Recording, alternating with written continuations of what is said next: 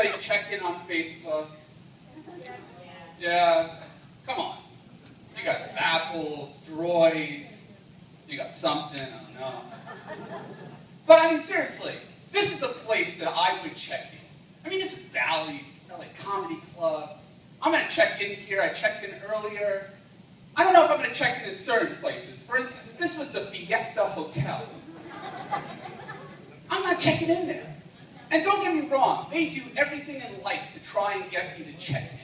I mean, the other day I went there for lunch, and they wanted me to get one of those cards. They wanted me to check in. They offered me a free room. They offered me $250 in coins to go play. I wasn't checking in. They even offered to comp the buffet. No good. Maybe we're not checking in there. You know, the other day I was looking for a car. I went to the Volvo dealership. I checked in there. Later, I went to Fabulous Freddy's Car Wash. They offered me 12 months of free car washes. I didn't check in there. I don't want people to know that I was hanging out at Freddy's, getting a wash. And you know, there's many different groups of people that don't check in. For instance, when was the last time you saw the Mafia check in on Facebook? They may be checking out, but they're not checking in on Facebook. And how about the Jews? Don't get me wrong. I'm like a black and white cookie. I'm half Jewish, half Christian. Okay? The problem is when I go to church, I can check in. But when I go to synagogue, they're not letting me check in. So I finally decided to ask one of my Jewish friends. I said, you know, why can't we check in and say, hey, we're at synagogue? They said, because if you have time to check in, you have time to make more money. It's a close-knit group over there.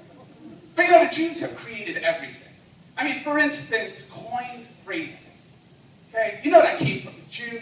I don't know who Mr. Coin is. It could be you, sir. You're Jewish, right? Everybody's Jewish. See, and the reason why I thought that you were Jewish, you're sitting in the front row. So I figured one of two things. One, you got this for free to come in here tonight. Or two, you just knew that I was going to abuse you. And it's okay. You know, I understand that maybe you're not Jewish, because the other thing I had to think about is if you were Jewish, the early bird was at 4. We're almost time for breakfast. So, but no, Jewish people have created everything. For instance, I know they created the coined phrases because the first phrase I ever heard was a penny for your thoughts. Had to be a Jew? I mean, I'm not getting $2.50 for my thoughts. I'm not getting $1.75 for my thoughts. I'm getting a penny, and no matter what, it's not even a brand new penny. So many catchphrases. For instance, what goes up must come down. What goes up must come down. So you figure that has to have something to do with blood pressure. Sometimes it may not go down, just depends on that little blue pill.